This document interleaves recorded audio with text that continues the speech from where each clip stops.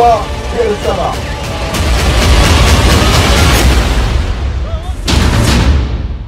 Double धमाका, double हमला, Hamas का खुफिया युद्ध।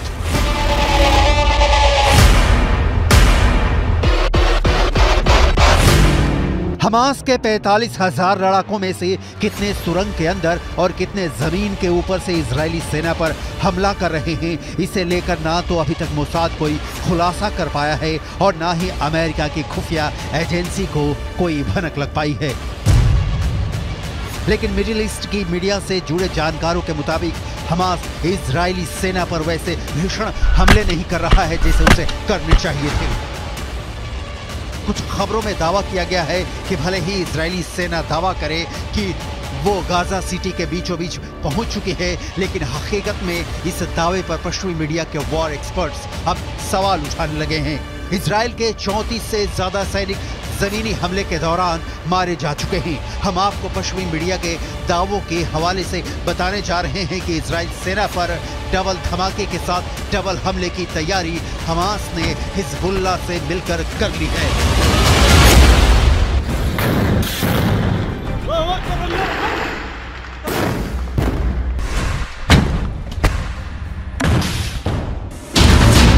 इजराइल की वर्दी में हमास के लड़ाके। लगता है इस बार इजरायली सेना, इजरायली खुफिया एजेंसी मोसाद और बिना शेत हमास की ताकत और वॉर प्लान को समझने में बुरी तरह से फेल हुए हैं। 27 अक्टूबर से शुरू हुए दूसरे चरण के इजरायली हमले में दावा किया जा रहा था कि इजरायली सेना एक हफ्ते के अंदर उत्तरी गाजा से हमास के लड़ाकों का सफाया कर देगी, लेकिन अभी तक इजरायली सेना सिर्फ 400 के करीब सुरंगों को तबाह कर पाई है। इधर हमास ने फिर दावा किया है कि उसके लड़ाके इजरायली सेना को उत्तरी गाजा में हरा देंगे।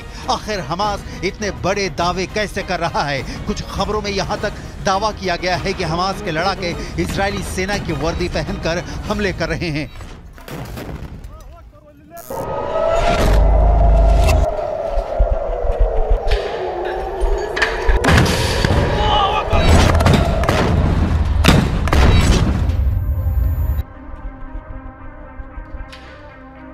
हमास सेना के शाखा अल कसम ब्रिगेड ने एक वीडियो जारी किया है जिसमें दिखाया गया है कि उत्तरी गाजा में इजरायली सेना उनके टैंक, उनके बख्तरबंद लड़ाकू वाहनों, यहां तक कि बुलडोजर पर भी हमास लड़ाके बेहद बेरहम और घातक हमले कर रहे हैं। जरा आप हमास की तरफ से जारी किए गए इस 2 मिनट 44 सेकंड के वीडियो की एक एक तस्वीर को देखिए, जिसमें 50% तक तबाह हो चुके गाजा में हमास के लड़ाके चारों तरफ से हमले कर रहे हैं। डबल धमाका, डबल हमला, हमास का खुफिया युद्ध।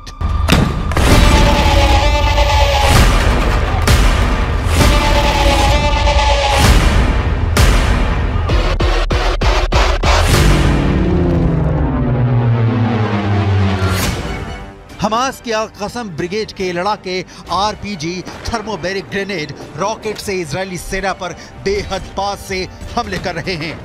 इजरायली टैंकों पर महज 100 से 150 मीटर दूरी से एंटी टैंक मिसाइलें और रॉकेट से हमले हो रहे हैं। हैरानी की बात तो यह है कि हमास की अल कसम ब्रिगेड अमेरिकी और रूसी हथियारों से इजरायली सेना पर हमला कर रही है।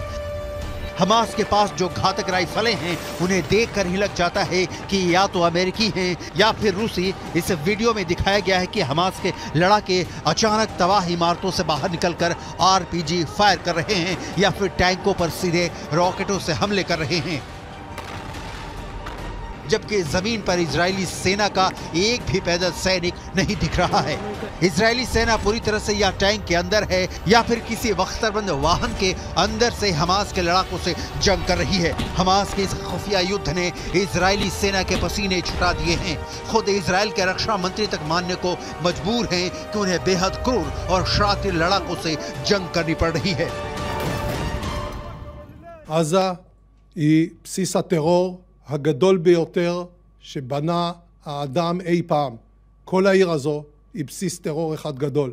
מתחת לקרקע קילומטרים של מנהרות. הן מתחברות אל בתי חולים, אל בתי ספר, הן מחוברות ביניהם.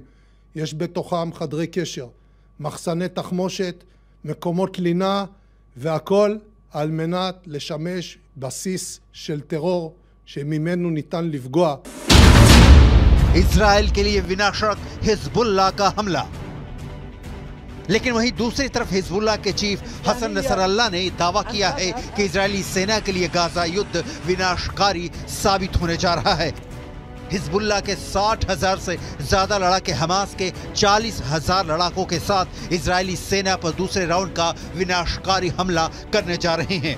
पश्चिमी मीडिया ने भी माना है कि हिजबुल्लाह की रॉकेट और मिसाइल ताकत इजराइल के लिए विनाशकारी साबित होगी। हालांकि इजरायली सेना पूरे जोश के साथ दावा कर रही है कि उसने उत्तरी गाजा में 10 घंटे की भीषण जंग में पिछले 24 घंटे के अंदर हमास के बहुत बड़े गढ़ पर कब्जा कर लिया है।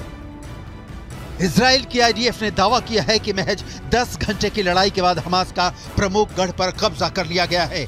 इजरायली सेना का कहना है कि 10 घंटे की भीषण जंग में हमास के दर्जनों लड़ाके मारे गए हैं। आईडीएफ की मुख्य पैदल सेना इकाइयों में से एक नाहल ब्रिगेड के सैनिकों ने उत्तरी गाजा के पश्चिम में जबालिया पर भीषण हमला किया है।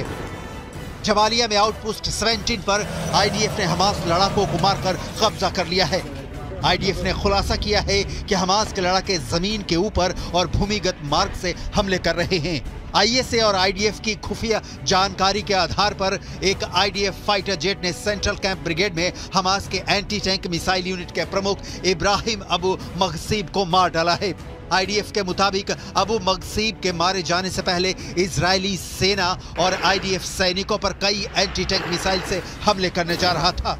इससे पहले हमास के एंटी टैंक मिसाइल के कमांडर मोहम्मद असर को आईडीएफ ने मार डाला था। It's not an operation, it's a war. It's going to last time.